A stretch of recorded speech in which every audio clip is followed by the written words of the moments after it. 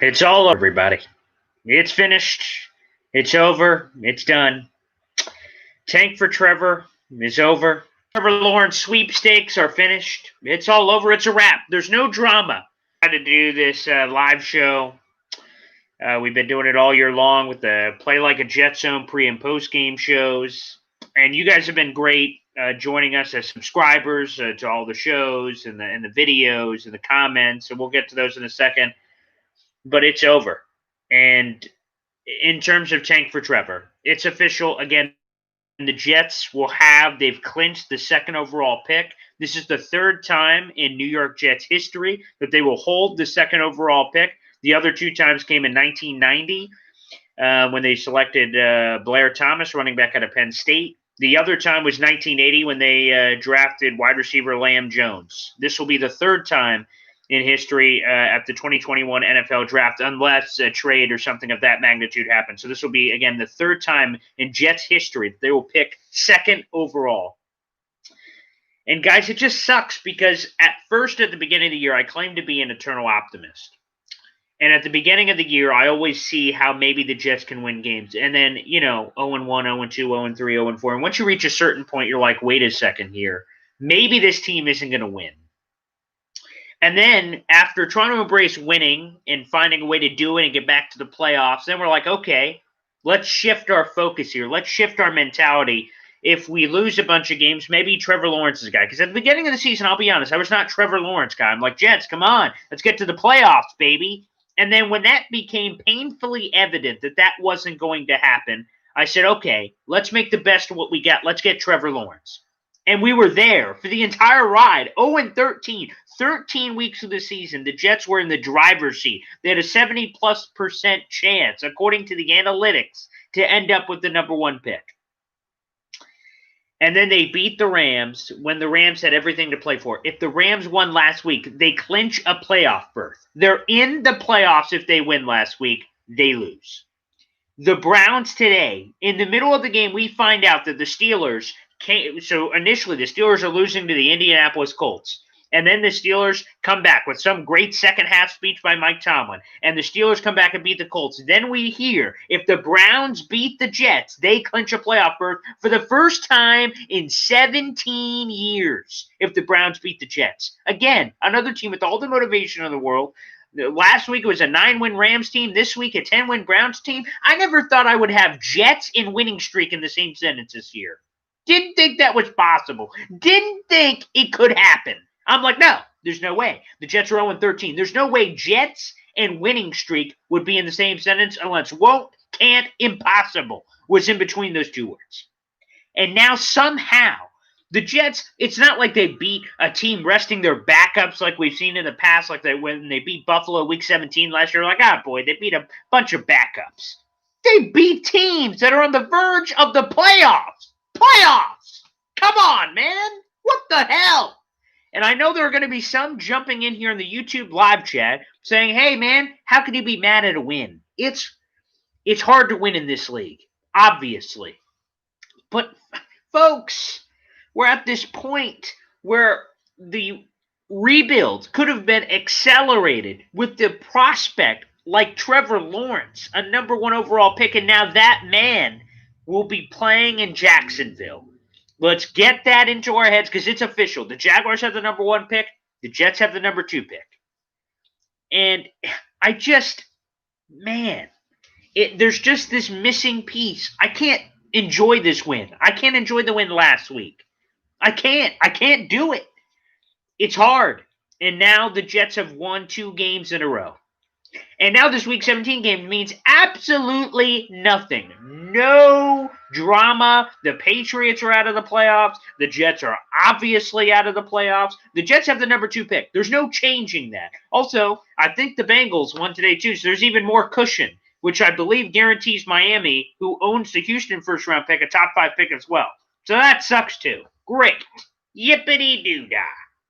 So now the Jets have a lot of decisions to make. What do you do with the number 2 pick? Do you keep Sam Darnold? By the way, Sam Darnold today, let's just take a quick gander at the box score. And I don't even have to look at it. Sam Darnold was fine. this is the first time I've ever said Sam Darnold and Alex Smith in the same sentence. Alex Smith is a fine quarterback. He's just dandy. Again, he's fine. But I don't want anyone to describe me as fine, okay? My day job is sports talk radio. And in sports talk radio, the worst thing you can be is fine. And I don't know if any of you know why, but the worst thing you can be is fine. Do you remember food that was fine? Do you remember, people in your life that were fine? Fine to me means meh, blah, nothing. It wasn't great. It wasn't terrible. It was just, it was. In radio, you want to be hated or loved, okay? If someone loves you, obviously they'll listen to your show. If they hate you, they'll be like, I hate that guy. Let me see what he's going to say. If you're just meh, if you're just nice, if you're just fine, then you're nothing. You're mediocre. You're purgatory. You're in the middle of nothingness, and no one cares what you say. No one cares about you if you're just meh. And that's what this win feels like. It's like the last win, and also it's like Sam Darnold. Here is the stats from the game on Sam Darnold, and quite frankly, he 50% completion percentage. That's net to terrible. That's god-awful, 50%. He threw for under 200 yards for like the 30th million game this year. No picks. That's an Alex Smith game, baby. Sam Darnold is Alex Smith right now in this offense. Now, can he be saved? Maybe, possibly. But right now, Sam Darnold is Alex Smith, okay? He threw for under 200 yards, a 50% completion percentage, no back-breaking turnovers. Okay. Also, I think the Browns dropped one or two. But it's just a mad performance. Now, the Jets can't get the number one prospect in Trevor Lawrence. That's over. So he sit at number 2. Do you take a chance on Trey Lance, Zach Wilson, Justin Fields, maybe?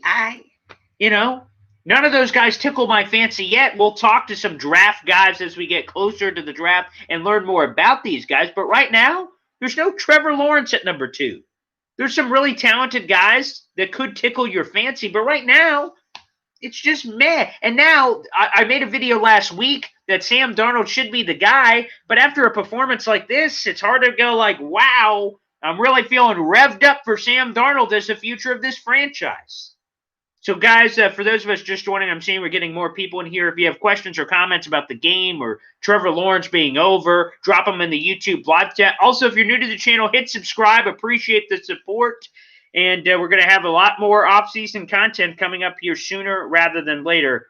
2 quick shout-outs. Go to the YouTube description down below for our sponsor, Jabber's Wing Sauce. Like them on Facebook. Also, El Chapo of Flags, Edward Delgado behind me made this custom banner. Check him out on Facebook as well. Fans, how do you feel? How do you feel that Trevor Lawrence is gone? That gift that was sitting there.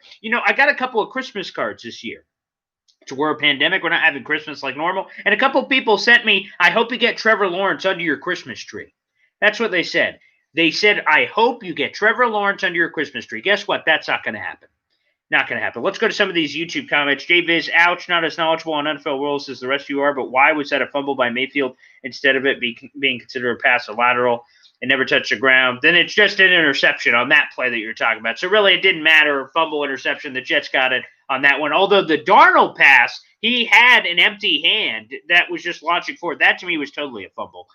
So that is what it is. Estrella, what's worse, losing Lawrence or Browns fan getting knocked out by the Jets? I didn't see the Brown fan getting knocked out by the Jets, but what's worse, certainly that. Jags fan, I can feel your pain, but way to go, Jets. Thank you, Jesse, for that. Congrats, Jaguars fans, on Trevor Lawrence.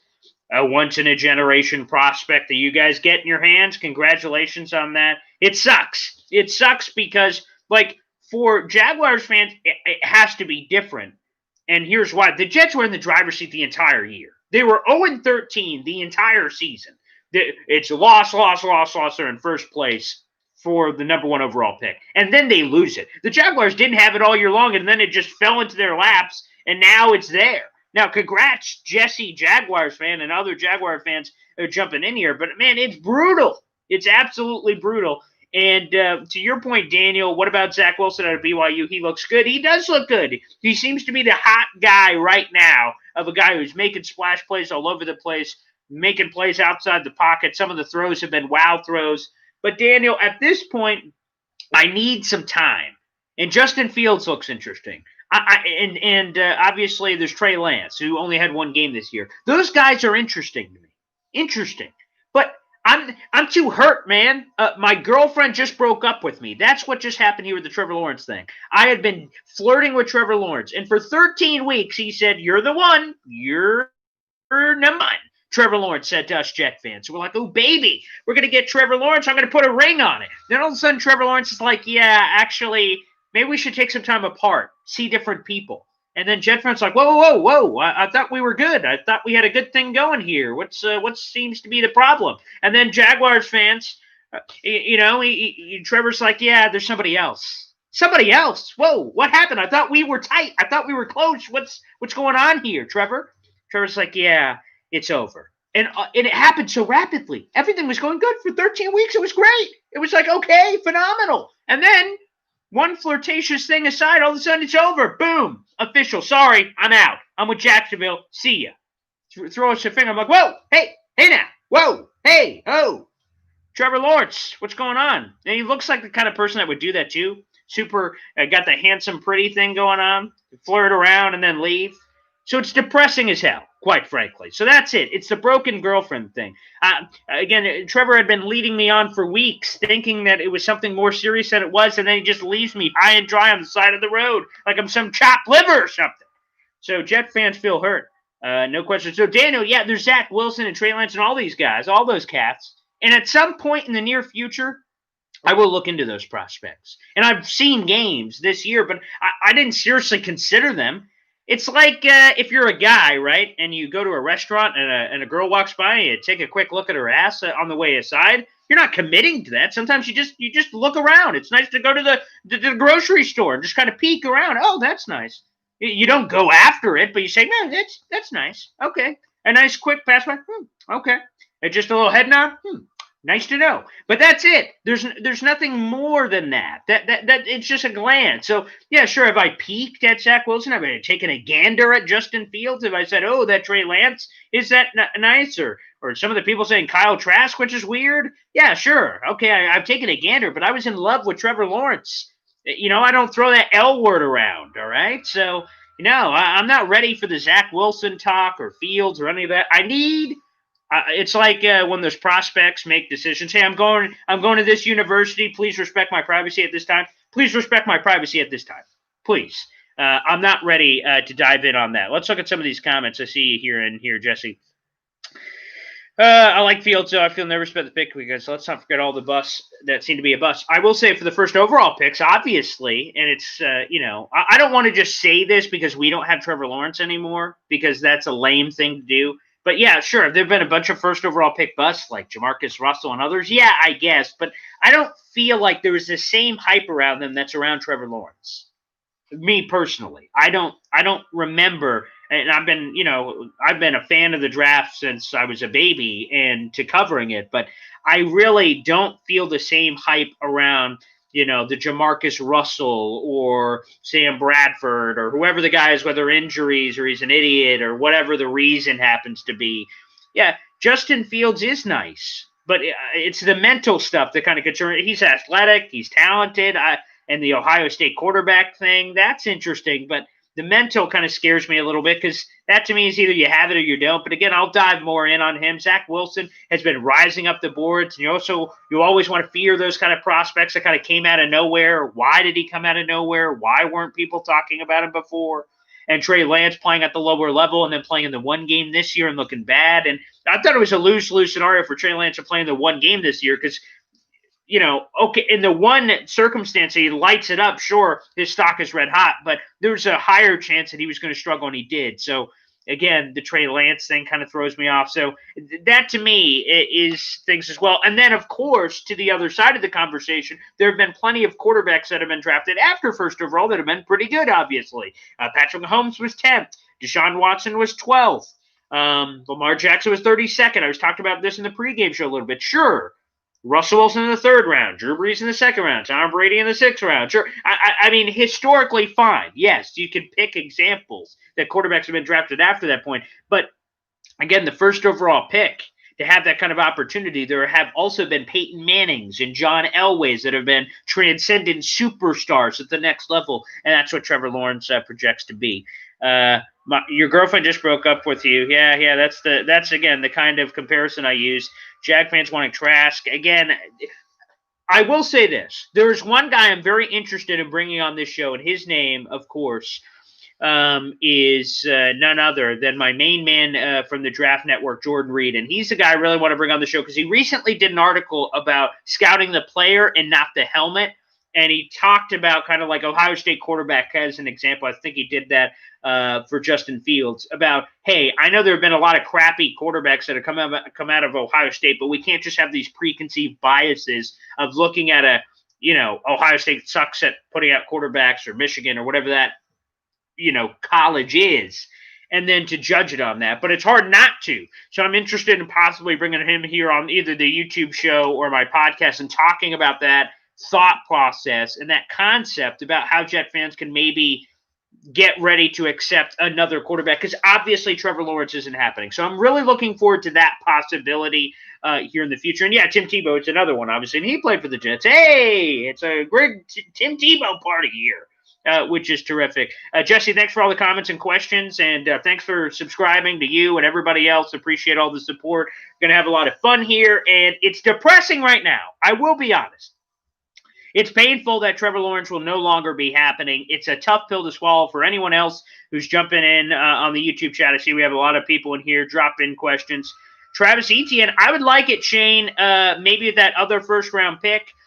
And you would have the 5-year CBA rookie contract, which is nice, that 5th-year option, because there are some people who believe, Matt Miller's a guy, who says that when you draft a rookie running back in the first round, if you do it, you have control of him for 5 years, the 4 years of the original, and then the 5th year. And then what you would do is you ride him out through that and get as much kind of out of him as possible and then move on, because some of these running back contracts haven't really worked out. So I really like Travis Etienne. He's intriguing, but I think the Jets have so many options. Maybe they should wait for a Najee Harris, maybe in the 2nd round, or, someone of that nature. Chuba Hubbard, maybe, depending on who your guy is, maybe get him in the 2nd or 3rd round, but we'll see. Joe Douglas seems to really value positional value. Back to you, Jesse. Well, what about the success of ACC quarterbacks versus SEC quarterbacks? Sure.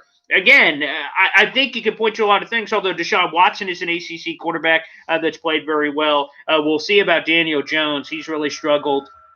But for me, in that last video I did, again, you can check it out on my channel, about it was when the Jets it was last week, so the Jets beat the Rams. They fall to number 2 at the time last week. And I said, hey, if they stay at number 2, here is an option. Keep Sam Darnold and then trade back from 2, because another team will fall in love with the quarterback. But here's what I want to do. I don't want the Jets to overreact and trade early.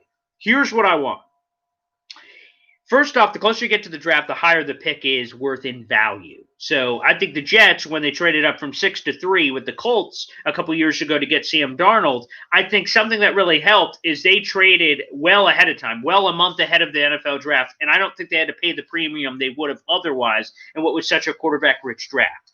In this case, I want the Jets scouting department and Joe Douglas and whoever the coach is, because obviously that's important, who comes in after Adam Gase. I think it's very important to evaluate this quarterback class and see if there's a guy you love.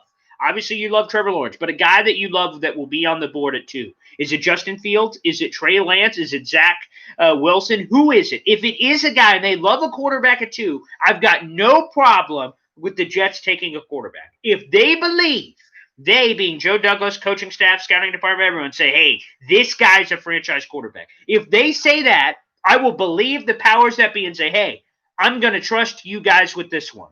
Take the quarterback that you believe is a franchise guy. If you evaluate everybody, you say no one is a franchise quarterback out of Trevor Lawrence, then hit the eject button and see ya, and then you move later in the draft. And I would stay in the top 5, top 7 if I'm the Jets, to be honest with you.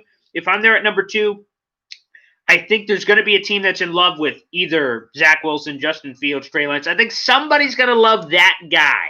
And I think they would be more than willing to trade up. And I also documented in that last video 2 scenarios where a team moved up to the number 2 overall pick for a quarterback. The RG3 trade and also the Ryan Leaf trade. Now, obviously, they didn't work out so well. But that's for context. The reason why I brought it up is contextually looking at that and seeing the kind of haul you could get. Multiple number ones in the RG3 case, multiple number ones in the Ryan Leaf case. Those are two in particular that I would be highly intrigued with and potentially moving down. Let's go to Mr. Magic's here. How can you have any faith in Joe Douglas? He needs to get thrown out with the garbage.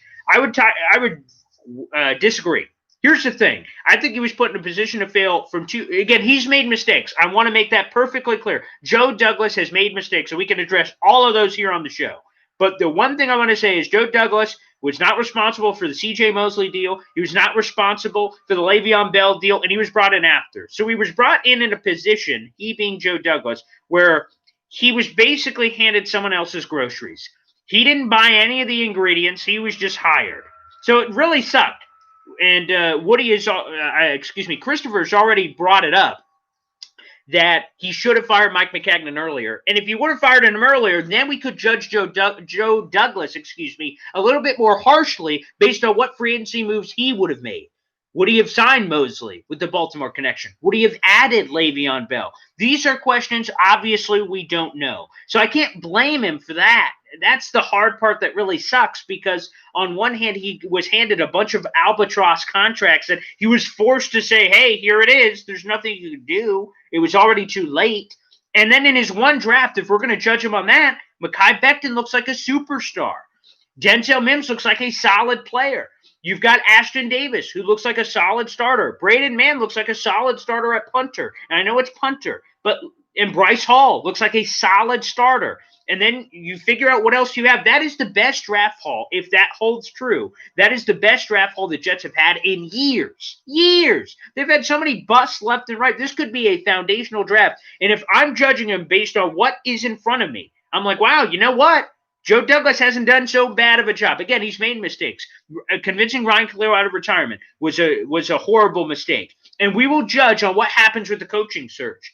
Obviously, if I'm Joe Douglas, I'm going to Christopher Johnson's door and say, get this clown out of here, that being Adam Gase. Obviously, he's gone. If he, being Joe Douglas, backs Adam Gase, says, oh, this is the guy, then Joe Douglas is an idiot. Let's fire up the pitchforks and let's toss his ass with the garbage. But if he obviously reads the room, goes, Adam Gase really isn't my guy, then he should throw Adam Gase to the curb and let's see what he does with his own coach. And then we compare general manager with head coach and we see what happens. Let's pair them together as they should be. There's been so many horrible marriages in Jets history of a head coach that doesn't belong and a GM, and they're on different timelines, and it causes a whole lot of fuckery. That's what we need to avoid for the Jets. There's been a lot of that over the last decade. Let's avoid that crap.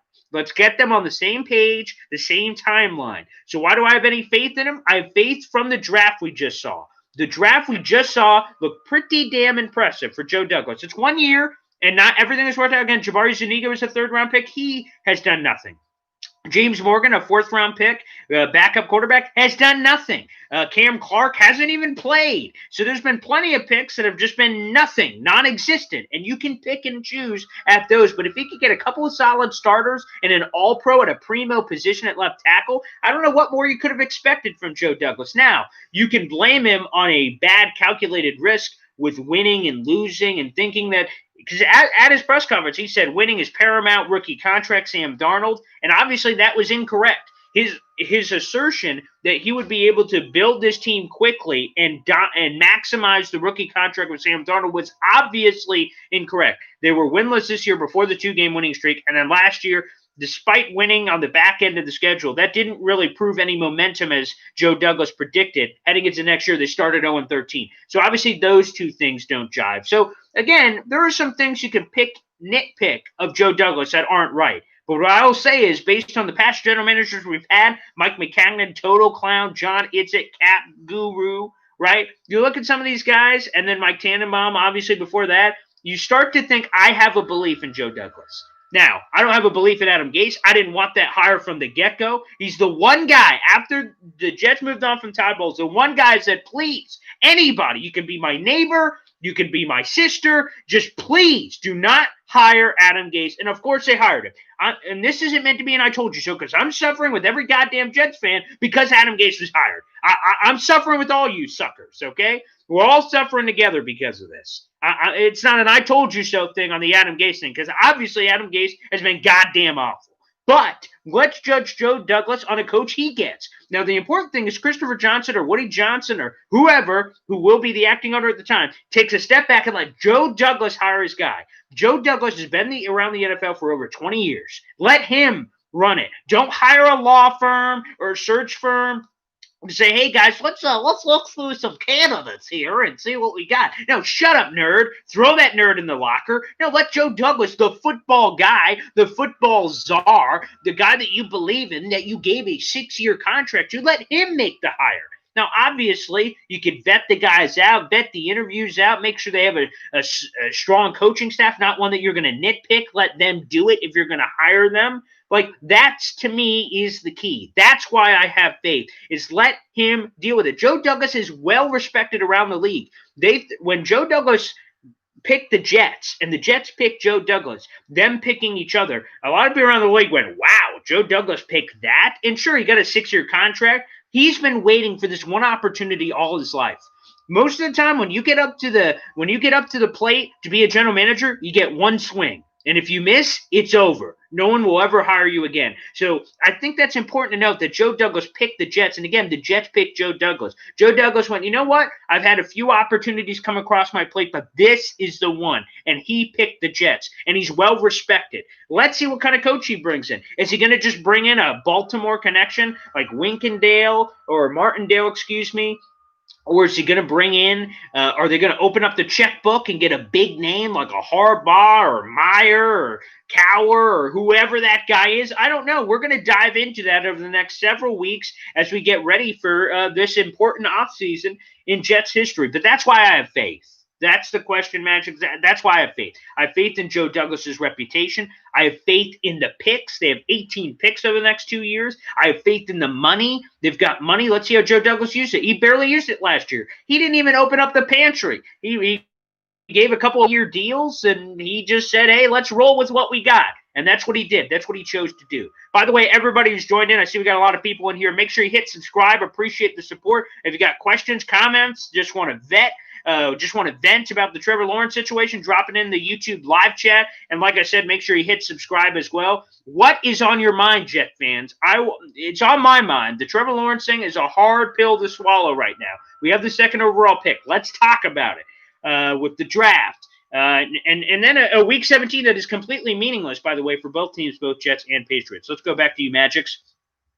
JD put arguably one of the worst rosters on the field this year. If they followed through with the tank, it might have fooled me.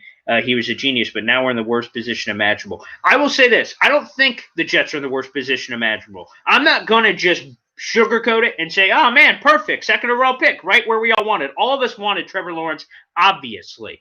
But let's think about it for a second. With the Bengals winning and the Jets locking in a top 2 pick, at the very least, they will have their second choice of any quarterback that's on the board. Now, it won't be Trevor Lawrence, and that sucks. I won't slice that any other way. That sucks.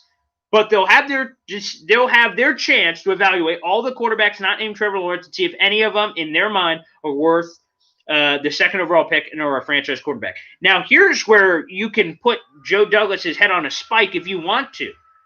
If they evaluate the quarterback class and they say, nothing there, trade back, and they trade back and someone else moves up and that quarterback ends up being the real deal, okay, maybe then you'll have a reasonable, reason, for lack of a better word, to throw the pitchforks and the torches at Joe Douglas and say, hey, man, you traded out and you're a talent evaluator and you missed out on insert quarterback, Zach Wilson, Trey Lance, whoever it is. That's the thing that you can describe and you can pick at it and see what you want to do. But for me, sure, did he put together a bad roster this year? Yes. But I'm going to be honest, Magics, and you can agree or disagree. This Jets team, especially seeing the way they've won the last 2 games, let's be honest, this team could have won 5 or 6 games this year with a competent coaching staff. Let's be honest. Look at the Raiders game that fell through their hands, their Patriots game that fell through their hands, their Broncos game that fell through their hands. I mean, those are 3 or 4 off the top of my head, and then we had the 2 that just happened. This could be a 5, 6, 7-win football team with a real coaching staff. Adam Gase sucks. I don't think we're giving enough credit to the Adam Gase suck factor. And I think that should be in as well. Again, let's see. Let's keep going through. Jacoby, do you think Sam stays after this win? See, this is the hard part. In my last video, again, you can check it out. I made the case why the Jets should keep Sam Darnold and trade the number 2 pick. So check that out. But what I will say now with some more fresh information, the thing that kind of turns me off about staying with Sam, I'm not saying it's completely over or one way or another. I want the next coach to make that decision. Whoever they bring in, I want them to evaluate the situation, evaluate the quarterbacks in the class, evaluate Sam Darnold, and they make the decision. And whatever they make, I will ultimately agree with and give them a chance. But for me, it's hard for me because Sam Darnold looked like Alex Smith today. He didn't have any crazy turnovers. He didn't have any turnovers for that matter. He had a 50% completion percentage and 2 touchdowns. He didn't lose the game. He didn't win the game. He just managed the game. And there's nothing wrong with a quarterback manager, but, I mean, how much do you pay a quarterback manager? What do you do for a quarterback manager? So, to me, that's the thing that kind of eats at me. It'd be one thing if the Jets won these past 2 games and Sam Darnold lit the world on fire. He threw for 400 yards, 4 touchdowns. We're like, wow, look at that, Sam Darnold. Because in the middle of all this Trevor Lawrence stuff, where the Jets went 0-13, or were 0-13 at the time, I said, you know what?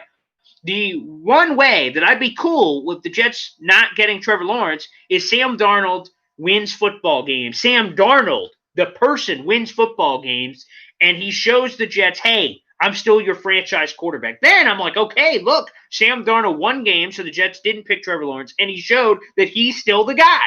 That, to me, would have been a great way. But if you look at the stats for Sam Darnold in the 2 games that they just won back-to-back, they're mediocre. They're fine. They're game manager stats. There's nothing wow about them. Sam Darnold's not thrown for over 230 yards in a game this year. That's bad.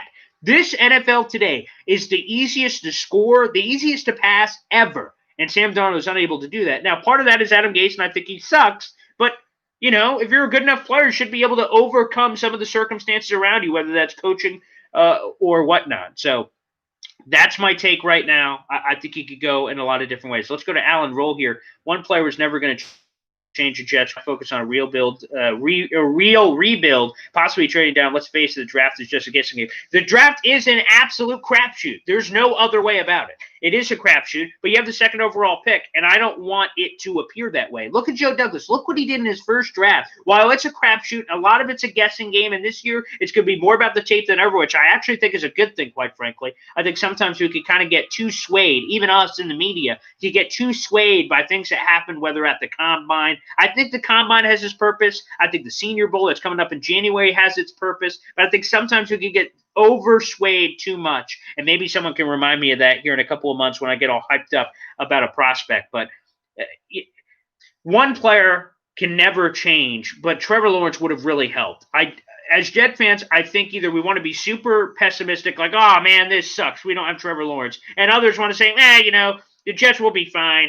Trevor Lawrence wasn't that special anyway. It's no big deal. Like, to me, Trevor Lawrence was really special, but I also think the Jets can be fine. They have 18 picks over the next 2 years. And, again, I'm a little burned right now, so I'm probably not giving as optimistic or energetic of a, you know, response to a lot of you that I would probably with more time. But, again, that's something to think about.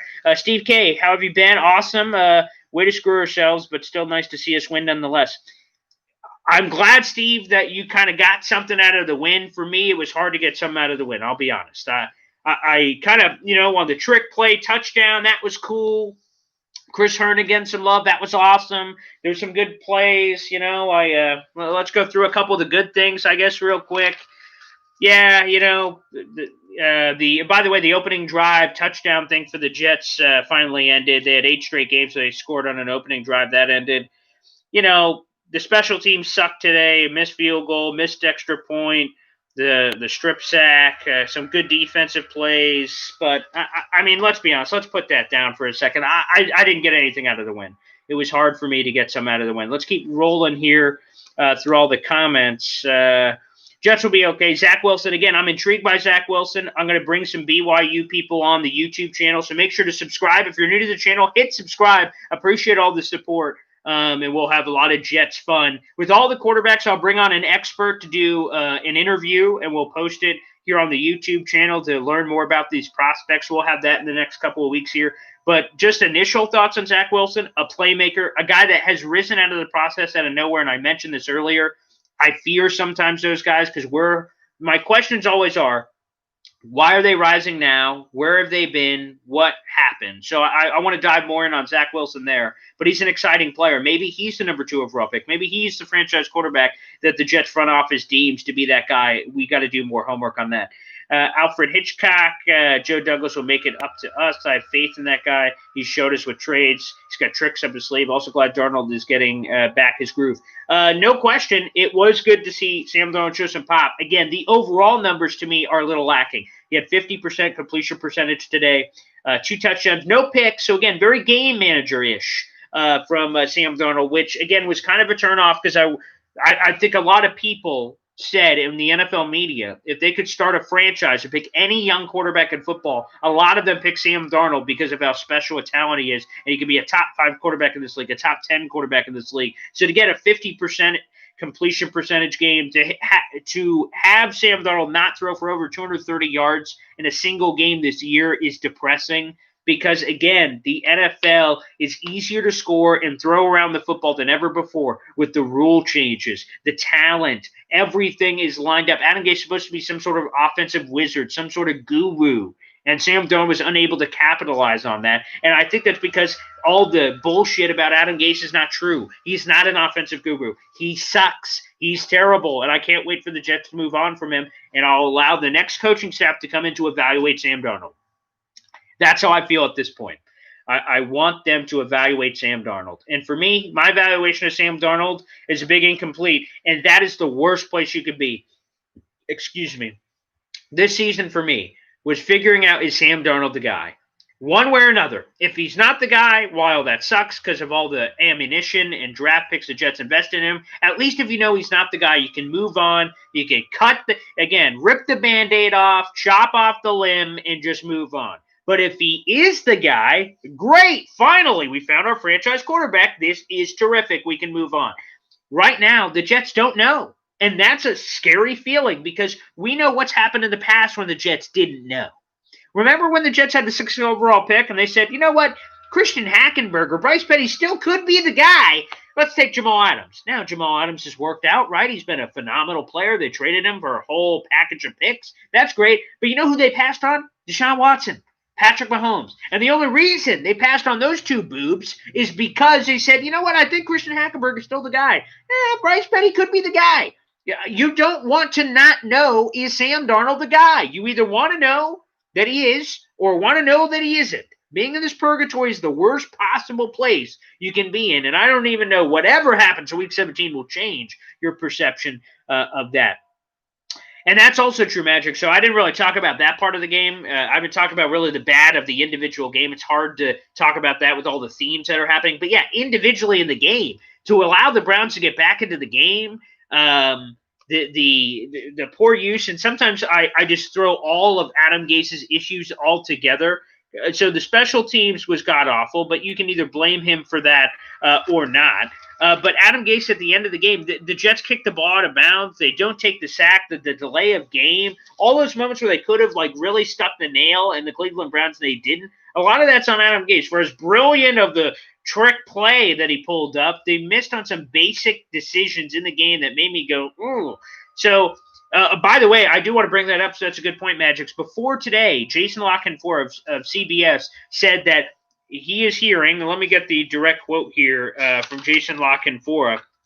Here it is. Quote, it's very likely the Jets make a coaching change by Monday if the team loses to the Browns. Now, obviously, the Jets did not lose to the Browns, so we'll see if that happens. Now, I questioned in the pregame, why would they fire him after Week 16? What does that matter? Well, there's a new NFL rule, kiddos, that I want to tell you about starting this week. NFL teams can do Zoom interviews with candidates this week, which fed into the narrative that Adam Gase could be fired. That from Rich Cimini on Instagram Live right before the game today. NFL teams can do Zoom interviews now, starting this week. So it would make sense if the Jets are going to move on from Adam Gase anyway, move on from him, do some Zoom interviews, and kind of get ahead of the game because there are going to be a ton of head coaching openings in the NFL. I imagine 5 to 8. There's already several open already, like Atlanta and Houston and I believe obviously New York is going to be on that list, and there's others, Detroit and others that are on this list, and there's going to be even more, and there's always a few surprise firings. So for those reasons, it's always good to get ahead of the game. So keep an eye out for that. But I imagine with the win, a 2-game winning streak, it would look really weird timing. They fired him now. But again, whether it happens tomorrow or officially on Black Monday, a week from tomorrow, regardless, Adam Gase will no longer be the coach of this team, and that's great news. But I'm curious of the next phase. What's the next phase for the New York Jets? And there's now a lot of questions left to be unanswered, but one question that is answered, the Jets have the number 2 pick. The tank for Trevor is over. The Trevor Lawrence sweepstakes are over. Jacksonville has won that, and now it's time for the Jets. We did it a week ago with my video about really embracing and moving on for what the Jets should do. Now we all have to do that collectively together. Trevor Lawrence is over. He will not be playing for the New York Jets, and that is a depressing thought. But now that's dreamland. It doesn't exist anymore. Let's see what happens with this draft and see what the Jets could do with the number two overall pick. Guys, thank you for all the comments. Phenomenal conversation. Thank you to all of you. And please make sure you hit subscribe. We will be doing some videos this week talking about the draft. Also, we'll be looking ahead to the head coaching changes and who the Jets should possibly be interested in as well. Thank you guys so much for the support all year long. It's been great. We'll do one more pre- and post-game show next week for New England Patriots, and we'll also have some off-season videos as well. Mock Draft Mondays and others coming up. I hope you guys enjoy. All right, thanks, everybody.